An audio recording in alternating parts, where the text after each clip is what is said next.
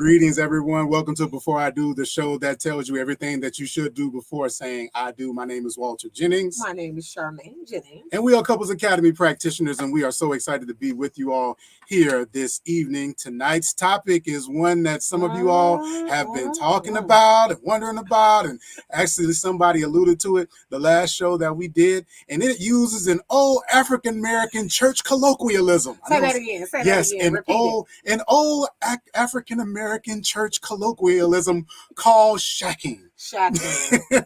Now, everyone doesn't know what that word means. Absolutely. So we might need to explain it. So, if you did grow up perhaps in an African-American church, I don't know, maybe it's a Southern thing. I mean, it may not just be, but all I know is the word shacking.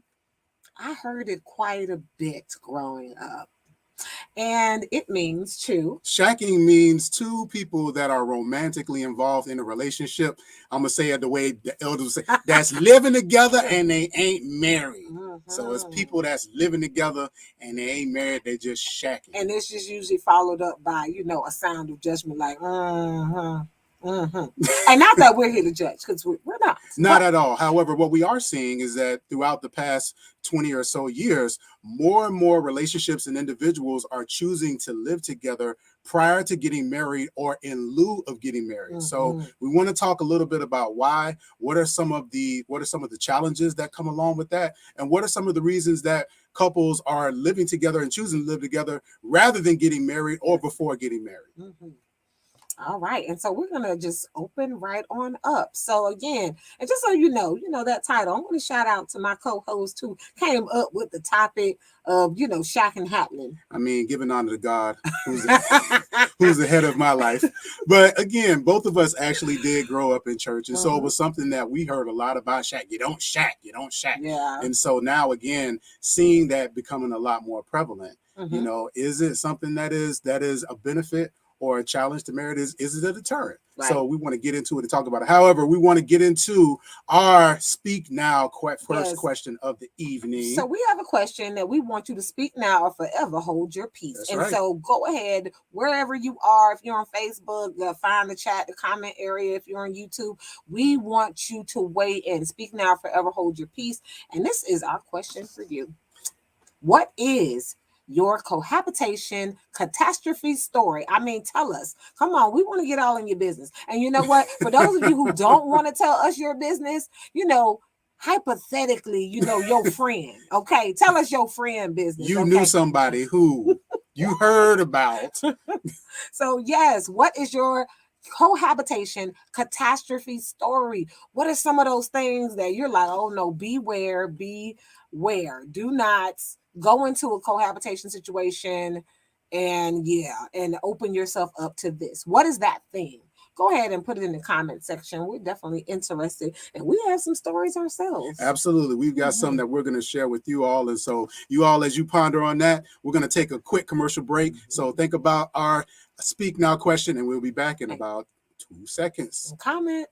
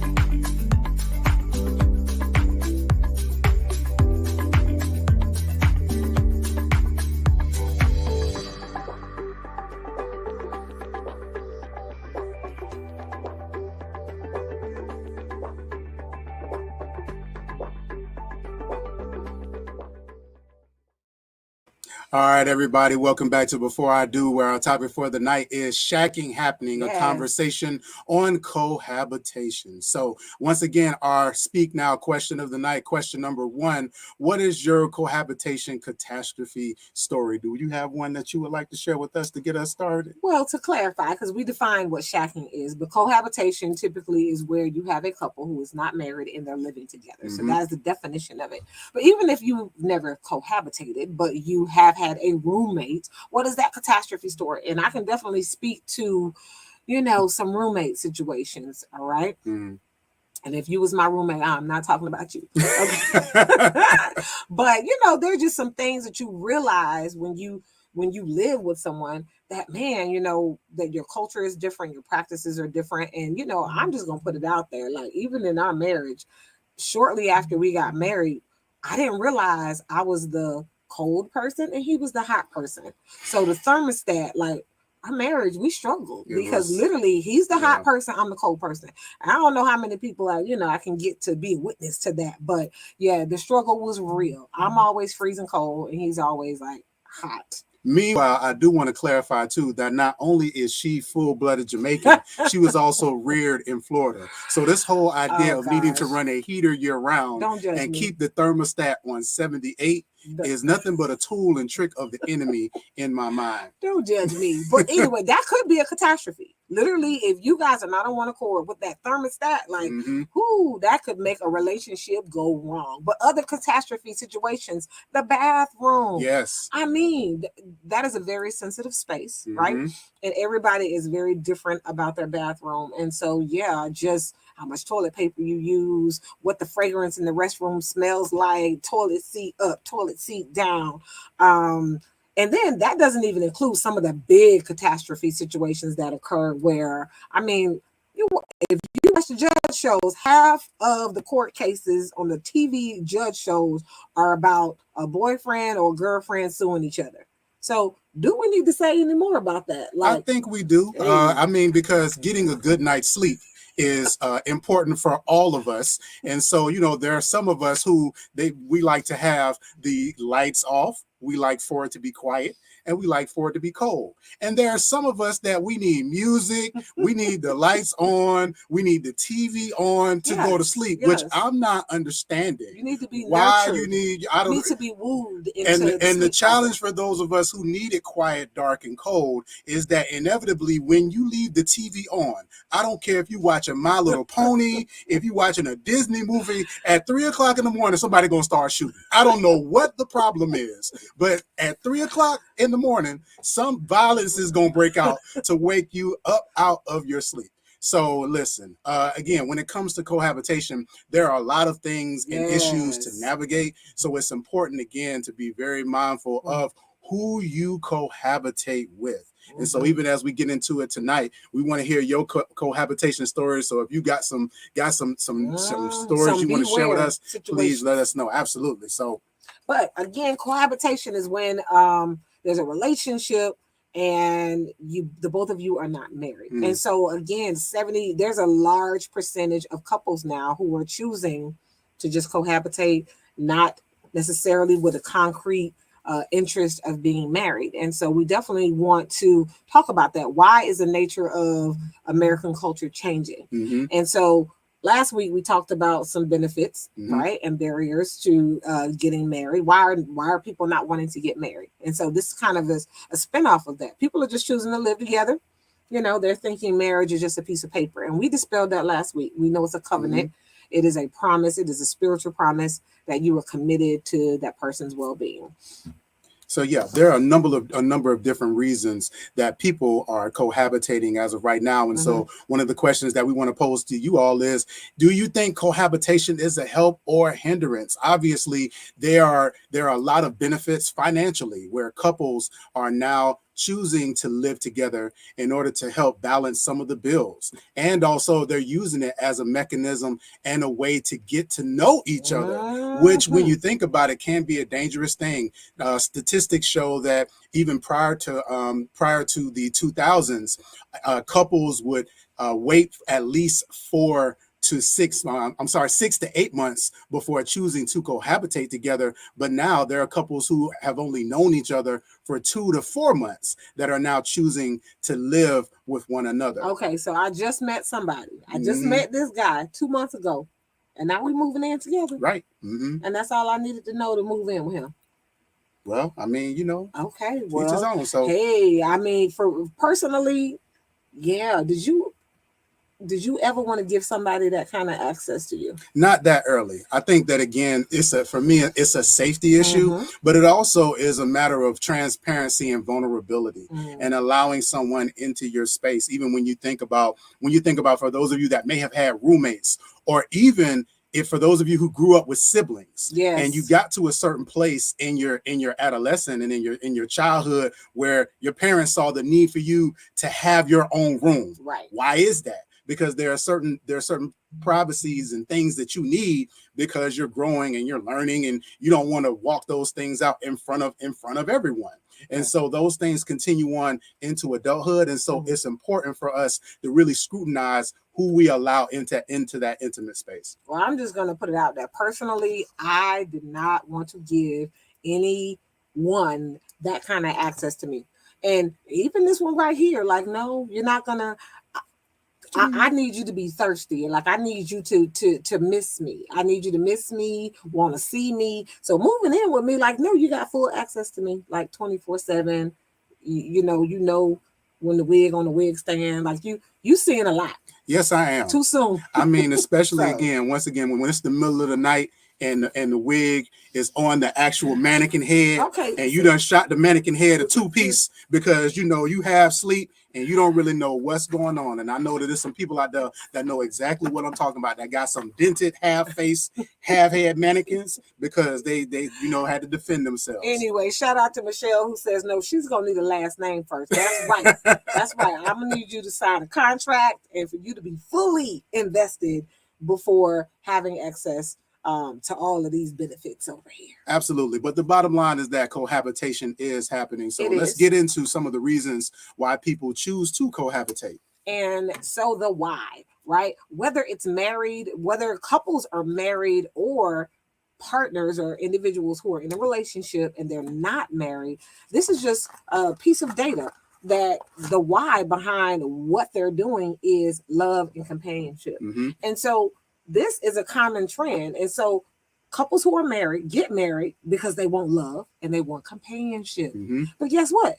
You have individuals who are cohabitating and living with their partner. We have 73% of individuals who are living, they're doing it because they want love and they want companionship. And so it is amazing that in wanting love, wanting companionship, they're making the same decision as far as their why. Their why is exactly the same as married couples. So then the question becomes what is the fear of being married? Is there a matter of being scared to ask for what you want? Or why don't you even want it? Is it, I know in this day and age, sometimes it's the male, sometimes it's the female.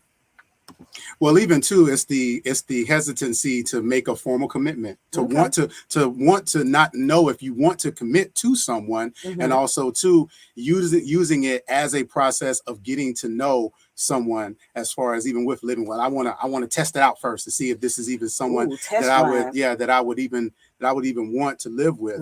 When the fact of the matter is that oftentimes not only does it put you in a vulnerable state with that individual, but it also too exposes you to a person that you were not meant to be conjoined with in that way. And you would have known that if you had spent a little time getting to know them prior to cohabitating with that person. So maybe you just really diving all into a relationship with this individual because, well, now I got this 12-month lease.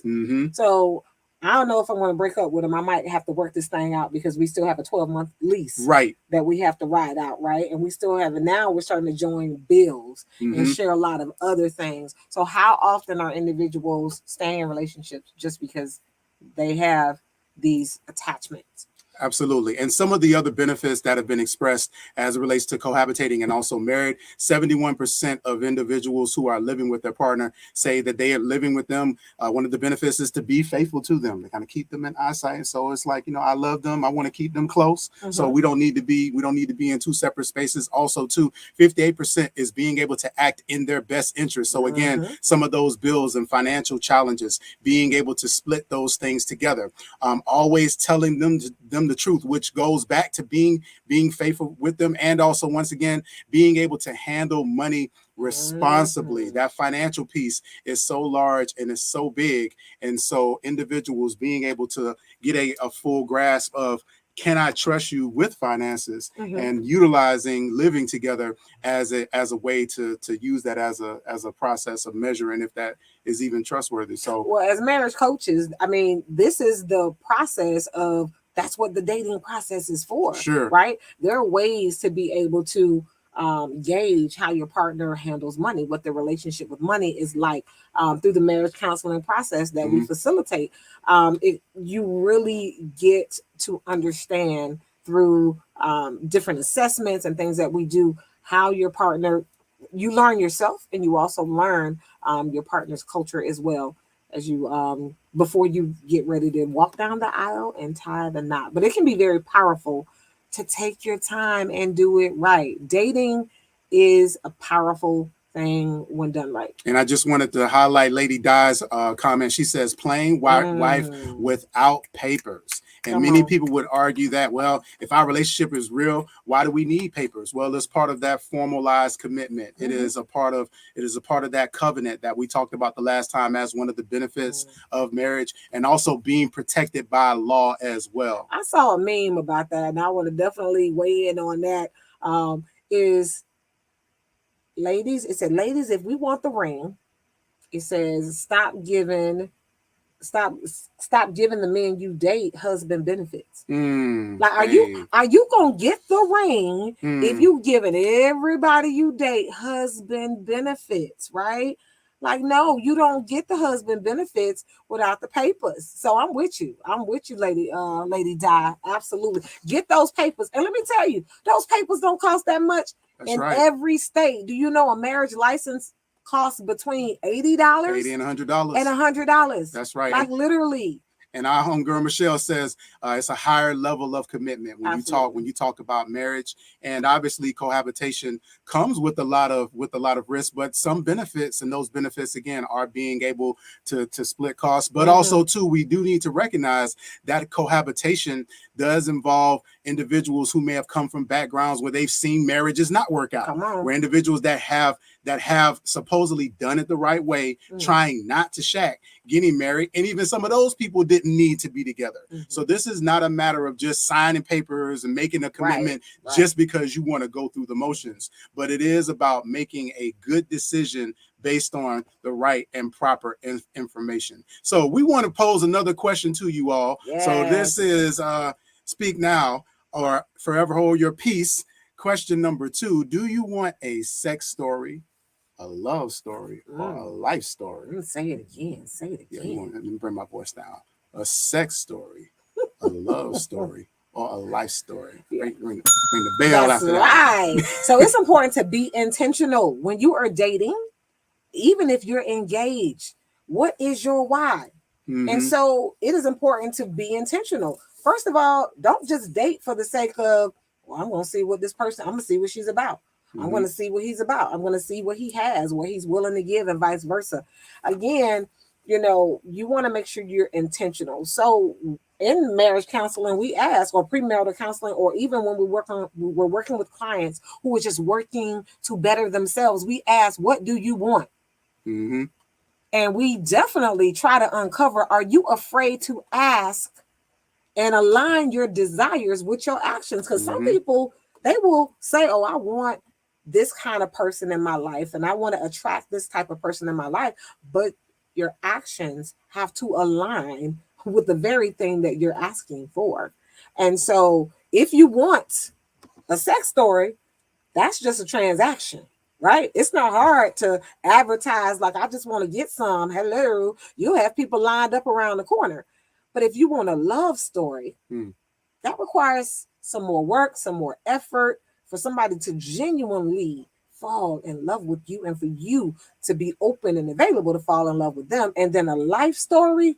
Now that's a legacy. And we've got some comments coming in. Karen says she wants a life story. Yes. Rich Rod has a great answer. Rich says, I want a life story with a lot of love and sex. Hey, that's the dream. And let me tell you, the life story should include a lot of sex and a lot of love. So, yes. And our dear sister Nakenya says that give her all of the above, all of them. She said all of them. That's right. She wants the whole package. All right. So we want to pose another Speak Now question for you all. And this question is, why buy the cow when the milk is free? Why you struggle to say that? I mean, because that's what the elder ladies used to say in the church. So you gotta say when it comes to shacking. You gotta say it like the elders. Why he gonna buy the cow if he gonna get the milk for free? That's how they would say it. So. Now, come on, agree or disagree. This is an old school colloquialism.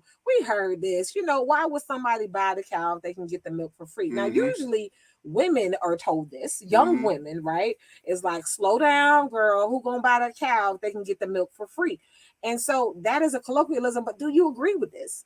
Is this something that we still subscribe to, and or is this good advice to tell someone? Yeah, I think it's a great question. But also when you talk about, when it comes to sex, there is a benefit in both parties. So it's not like when a woman is having sex that she's not getting anything out of it when it's good. That's true. And so when the person know what they do. Exactly. So it's the whole idea that I'm not, he ain't getting it for free. He got to doing some work too. But we did establish last week that sex is like everything and definitely blessed and anointed in the marriage bed. Absolutely. All right. So question number 2. Hold on now. Did we get anybody to agree or disagree with that? That's a good question. Let me scroll down. So Rich says, even if the milk free, I want exclusivity if the milk is good, especially if the cow is grass fed. Come on now. Yes, Rich. Give it to us. Yes. All right. And so, very good. That is a common statement. I know I heard it growing up. Who gonna buy the cow if the milk for free? Meaning to be modest. Don't give everyone husband benefits. Don't give everyone the wife benefits, right? Save something for your wife. Save something for that special someone in your life. But then there's a clapback. And so that other slide you saw was, I think it's a clapback. I had never heard of this, but you said you had. Yeah, I have. And so it's like, why buy the cow if you can get the milk for free? And then this is another statement. Why buy the pig if I only want the sausage? I mean, can y'all marinate on that? Because it's inappropriate if you get it. But why buy the pig? So this is the assumption that, okay, if women were the cow, then men are the pig. So, I don't know that I can agree with that. But it says, why buy the pig if I only want the sausage? Well, that's somebody that wants the sex story. Right. And I do want to chime in on that because I will say that's a dangerous game to play. Come on. Because there are a lot of things that come along with that sausage. And while it may be satisfying and it may be delicious, it may be bad for your health in more ways than one. So it may be greasy. It may cause high blood pressure. So I'm just saying that as it relates to risking your life for that sausage that people get drunk off of. I'm just saying, the big sausage is what people are like, oh girl, he got that. Okay, well, don't get caught up because what else does he have? I mean, that's sustaining. But I'm gonna put this out there. I like an old lady. First of all, what you dating the pig for? I'm gonna need you not to look to date someone or to be attracting somebody that you would label a pig. So I definitely would beg to ask that question. We want to make sure that we are speaking the things into existence that we desire, want, expect in our lives. Our behavior and actions are aligning with that. And so if you do subscribe to that, why buy the pig if I only want the sausage? If you only want the sausage, then you just want sex. And that's a transaction that can easily be fulfilled. People will definitely support you in that effort. And if that's where you are in life, then you probably need to be honest about where you are and how you're showing up. But when you're dating, it is very important to be clear about what it is that you want. And in moving in, that's an important part of it as well. Because if you're moving in with someone and yeah, we're dating, but it's just sex, well, then what happens when the sex stops? Right. And you're actually opening yourself up and you're exposing yourself to all those things that not only that person is, but also everything that that person is involved in. So we're getting ready to take a quick commercial break. But before we do, we have one more question that we want to ask, and we want you all to ponder and think this over. Do you believe that cohabitation is a hindrance or a help? Or it doesn't matter when it comes to marriage? So once again, think about and drop your answers in the chat. Is cohabitation hindering, helping, or it doesn't have an effect on marriage at all? We'll be back after this brief commercial break.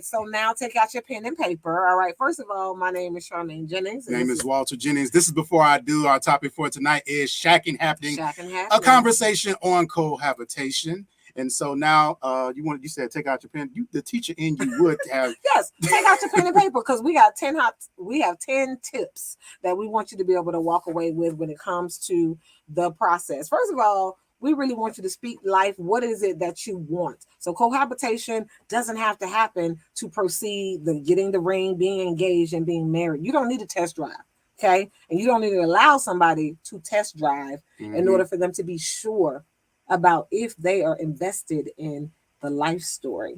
And so the life story includes great sex because marriage, we already talked about last week. The best sex is happening in marriage, and just as much married couples have just as much sex as single individuals as well. But the top 10 tips are as follows before moving in with someone. So regardless of the decision you make, whether you want to get married or not, if you're choosing to cohabitate, these are the top 10 things that you want to consider before you move in together. Number one, you need to determine what you desire and why. So again, we already asked you the question, do you want just a sex story? Do you want a love story, or do you want a life story? And a life story includes great sex and love. So the life story, we consider that to be marriage. You are dating to get down that aisle and to build a life with your partner. All right. Number two, determine the right timing. Now, this does not mean just because both of y'all are struggling with money right now. What it means is that you all have sat down and had a conversation about planning to move in together and what that is going to be comprised of, making sure that, again, things like breaking leases and different things of that nature, planning and even saving to make sure that you can move in with everything that you need. So ensuring that it's the right time before you move in together. Number three, identify the yours, mine, and ours. You need to make a list, an inventory list, because what happens, especially if you're not married and you choose to cohabitate, it gets very blurry to remember what is yours, what's mine, and then what is ours. All right, now number four is a really big hot button when y'all create a game plan for a guest. What is going to be the rules of engagement when it comes to people visiting your home? Can my homeboys come through and watch the football game early Sunday after church and stay from 1 in the afternoon till 1 at night? Because Sunday night football don't end till sometimes midnight. You messed up when you said okay, no. And the bottom line is, should guests have to call before they drop by? Who's allowed to visit? Is it an open door policy? Absolutely. Are my parents allowed to come here and just decide they're going to stay for 2 weeks? And vice versa. So it's really important to have a plan for family, friends, and any guests. Mm-hmm. Number 5, discuss legal matters. Man, the legal matters are big. Again, we talked about it. All of these court shows, 9 out of 10 times are tied up in girlfriends suing boyfriends or boyfriends suing girlfriends. So there is an option. If you are not married and you choose to cohabitate, you need to come up with a cohabitation agreement. This is a legal document by which both parties who are not married, you are agreeing not to create. You're agreeing that this is not a common law marriage, and you can specify who owns what assets and how they will be divided in the event of a breakup, and make provisions for any jointly owned property and debt and joint debt that you both accrue. And so you can get a power of attorney.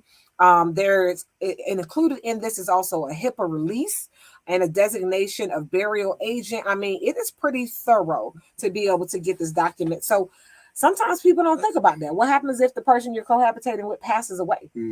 Yeah. Wow. You have access to a lot of the private information, documentation. So again, there are no protections there in the event that this occurs. Absolutely. What if the person you are cohabitating with passes away and the place that you were living was in their name? Absolutely. And the family comes in and puts you out. And also, in regards to legal matters, be sure that you know the common law statutes for the state that you live in. Absolutely. Because it differs from state to state. Number 6, we've been talking a lot about finances. So be sure to create a budget and discuss financial responsibilities. Who is going to pay for what? And how are you all going to hold one another accountable when it comes to the bills and the finances, and making sure that you have those budget meetings before you move in together. Absolutely. And number 7, that deserves the bell. Divide the household chores. I mean, let's be honest. Sometimes you don't even know the work ethic of an individual until you move in. Even when our newlyweds, we definitely during coaching sessions,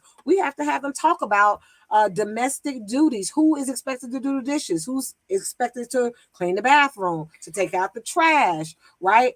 Usually you have a person that's a neat freak, and then you have somebody that's really casual.